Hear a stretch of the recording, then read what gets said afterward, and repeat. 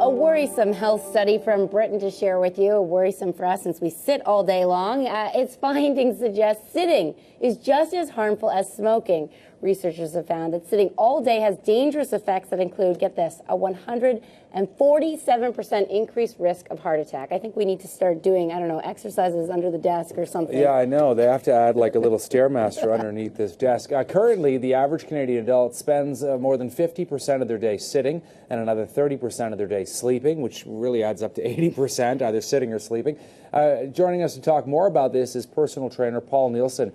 He's here in the studio with us. So, Paul, the study makes things sound pretty bad, obviously. Yeah. Break it down for us, though. Is it really as bad as smoking, do you think, to be sitting all day? It's absolutely worse. This study took a sample of over 800,000 people from a number of different studies and was able to identify that inactivity is worse than smoking. It's worse than eating lots of sugar in your diet. It's one of the worst things you can do. And the challenge is, with all the great conveniences that we have in modern society, more and more of us are just sitting all day and our hearts are deteriorating. We're getting heart attack and strokes. It's a real problem. Yeah, because I was going to ask you, we sit here for 3 hours a day, then we sit getting ready for the show. I mean, we're just sitting pretty much a good 8 hours when we come to work. So what's happening to our bodies while we're not active? Well, number one, you're in a frozen state where your muscles and tendons are getting shorter and shorter. That's why more and more people in their early 30s are having posture that people in their 50s 30 years ago had. So I need to sit straight while you say that. Actually, you know, you're mentioning about what to do. I would suggest you get something like a Swiss ball. And maybe like try that for half an hour a day.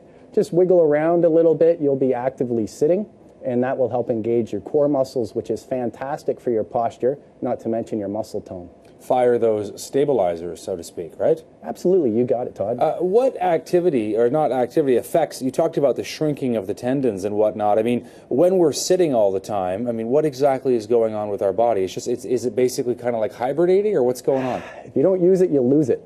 Right. So it's just like anything. You know, I'm sure maybe when you took math, if you did take math in high school, perhaps, maybe you were very good at it, you could remember the formulas. However, if there was like a math formula given to, you know, some people who've not done math for many years, they'll wonder what it is. And that's just like your muscles and your tendons. They forget how to fire sometimes. And then things start to shrink and people develop things like neck pain, back injuries.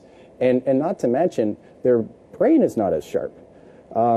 Studies show that by doing just 30 minutes of activity every day on average, you're less likely to develop a brain attrition, so less likely to develop memory loss, Alzheimer's, and things like that. It's very combative towards dementia, and you name it. I can go on and on.